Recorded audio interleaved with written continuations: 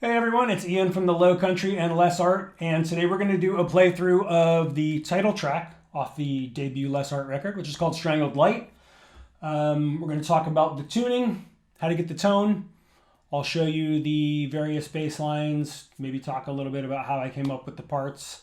And when this is all over, you should be able to do a pretty good approximation of what I played on the record. If you pay attention, you might even be able to do it better than me. All right, here we go. There are a few main ingredients to the tone that I achieved on the Less Art record. We're going to go over the two predominant ingredients, one of which is the bass. I used my trusty Washburn Vulture on the Less Art record. Live, I've been playing a different thing. Let me go grab it, just because it's weird and rare and I want you to see it. But it is a Dion power bass. Active electronics, weird Yamaha early 80s Japanese manufacturer neck through thing. It's rare to find a bass that sounds good in drop A sharp, and when I find one, I sort of stick with it. I messed around with Electra Outlaw for a minute with the Less Art stuff, but it just didn't feel right. The neck was kind of too chunky for the stuff that I was playing. So I settled on playing this Dion live. But on the record, it was my trusty Washburn Vulture. This is the same bass that I've been playing with Calvin Walled City for a really long time. And as I mentioned, we tuned to drop A sharp. So the way that you achieve a drop A sharp tuning is tune to C standard and then lower the top string a whole step, if you're not familiar with that. And there might be some stuff that you can approximate playing in standard tuning or C standard. For this song, for Strangled Light, you're going to need to do drop A sharp because I really depend on that bomb string, playing the open A sharp string quite a bit. The other ingredient that is key to this whole thing is the distortion pedal. In this case, it's my trusty Rusty Box by Tronographic. Amazing dirt pedal designed for bass. I know it's the clone of a Trainer preamp from the 80s or maybe even the 70s. Anyway, it's a Steve Albini thing. Steve uses the TS50 or the TS80 preamp on tracking a lot of bass stuff at Electrical. And there's a one-person operation called Tronographic that does this Rusty Box, and they also do one for guitar, which is called the something else box.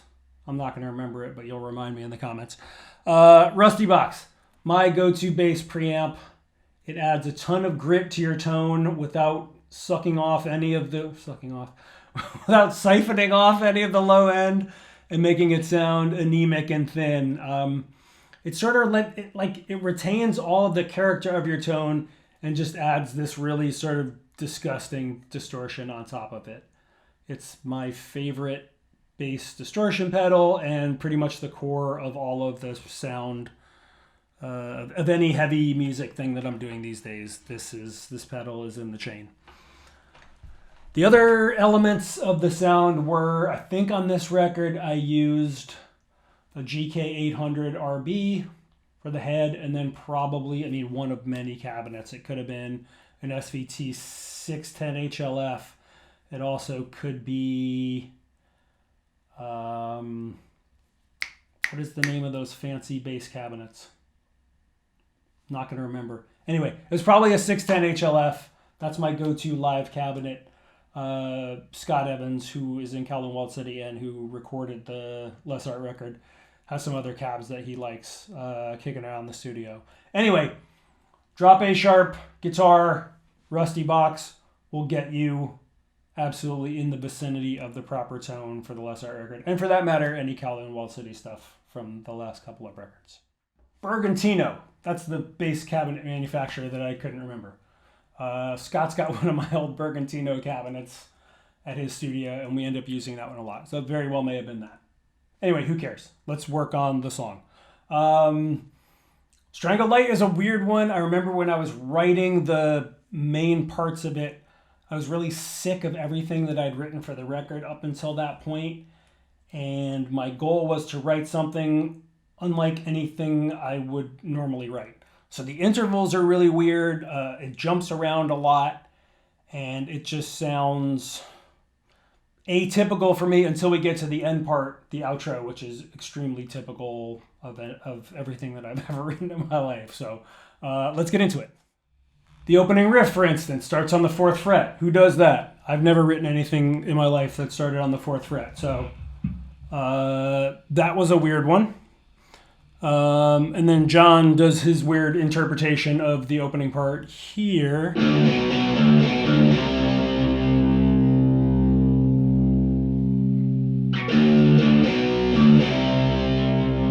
And here we go.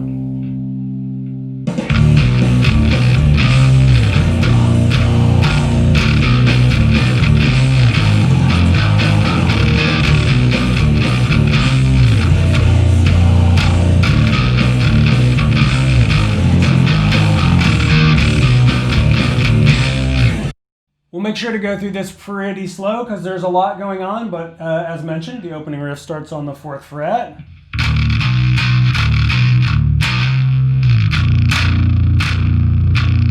And at the end of that opening section, the slide up until the 7th fret, the timing is weird. It's sort of anticipated, I guess.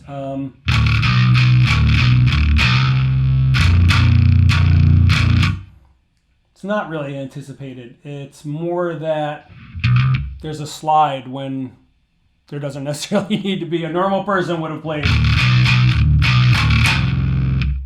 but I had to make it weird and go.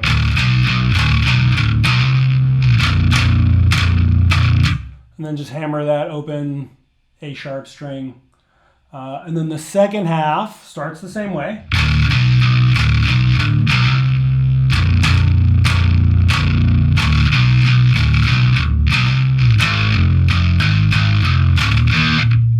So that's pull off from the 3rd fret to the open.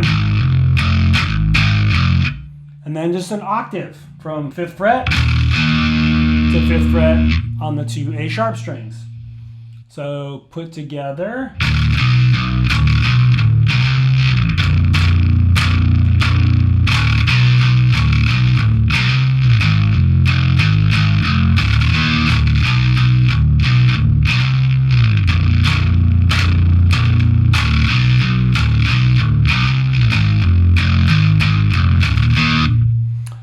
Kind of overwritten.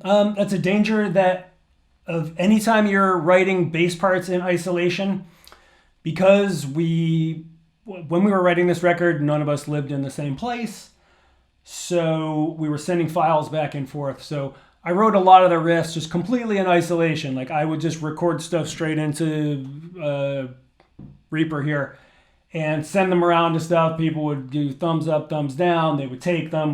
They would morph into something else, especially when John got a hold of them.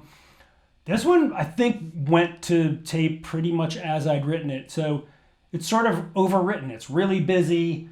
And luckily, I was working with not only a drummer who's incredibly creative, but 2 really weird and awesome guitar players in Eddie and John, who sort of took that and made it work in a context with 3 melodic instruments, which is pretty rare and kind of awesome. So yeah, there's a lot going on in that part. Hopefully you followed that and enjoyed it. But let's get into the bridge chorus thing.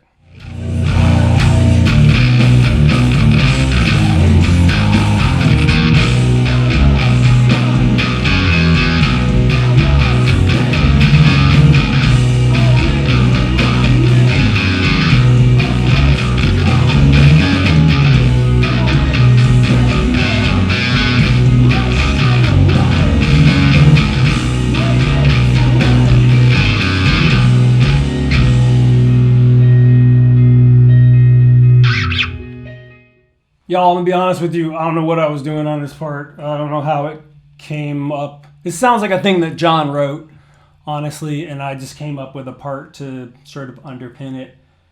It might have been an Ed part too. It doesn't sound like me. So it just bounces back and forth between a couple different things. So we're coming out of the verse.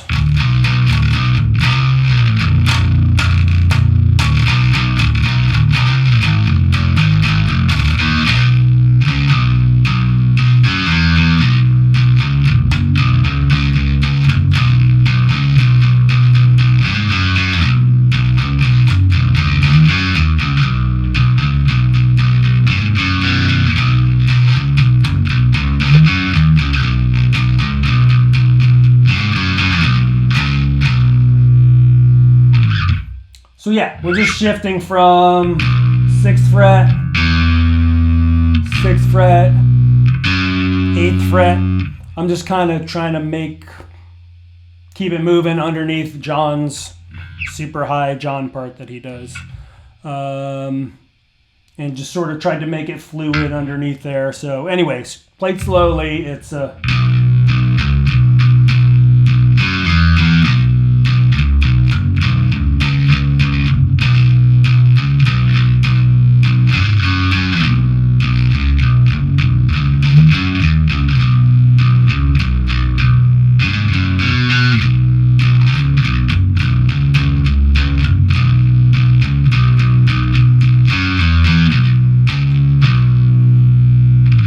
Honestly, you can just do anything that's 6th fret, 6th fret, 6th fret, 8th fret in there. Just keep it in the major scale, major key, and you'll be fine. That's what I did. And then it's back to the verse. And then the chorus. Sure, that's chorus.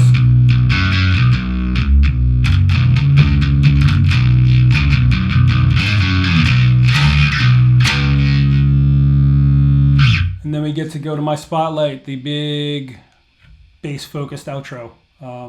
Definitely my favorite part of the song.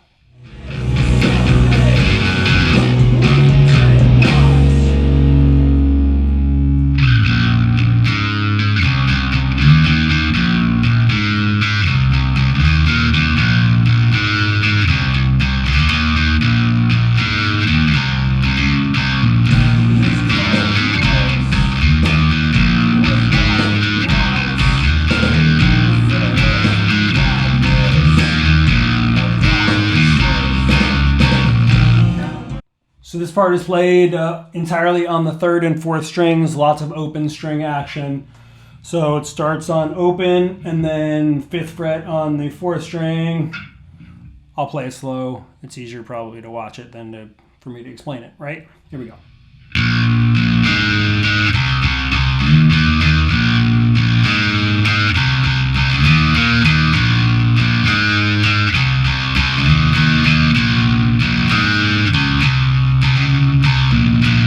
That wasn't exactly it, but it was close. And I think it just repeats. I don't think there are any additional variations at the beginning. So once again.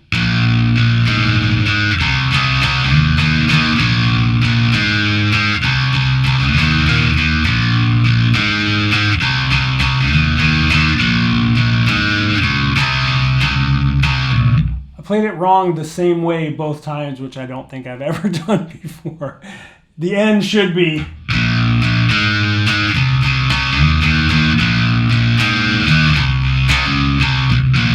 Yeah, that's how you play it. Sorry. Then over the second half, the drums tighten up and everybody starts palm muting. But essentially the line is the same. The right hand picking gets, it's palm muted, and then it goes to like straight 8th notes, I guess, instead of the sort of swingy version. So.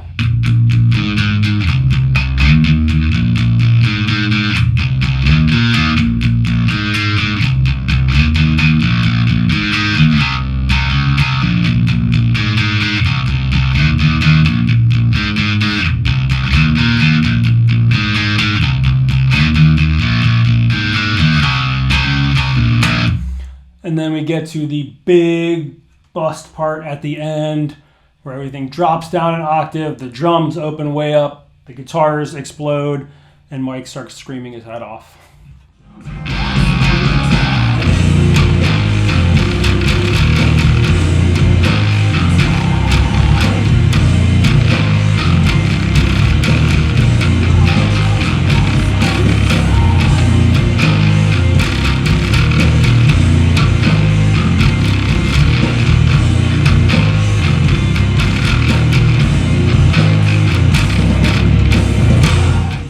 So as I suggested, this part, the big bust part at the end, exact same melody, but we're playing it down an octave. So instead of, it is.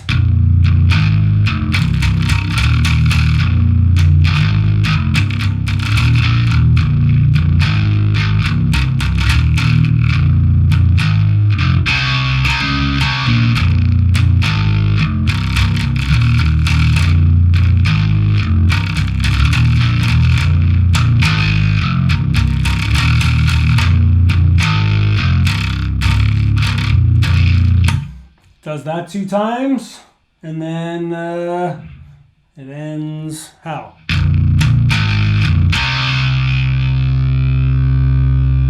Just on that 2nd fret. That's the end of it. Trying to think if there's any other stuff that you should know or that I left out. No, it's pretty straightforward, right?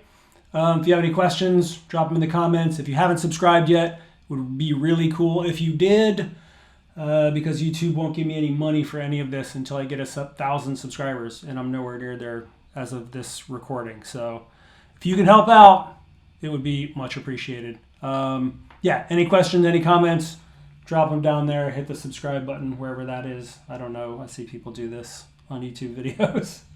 Like they know where their stuff is, but I don't. So anyway, thanks for watching. Stay tuned for the entire playthrough coming up right now.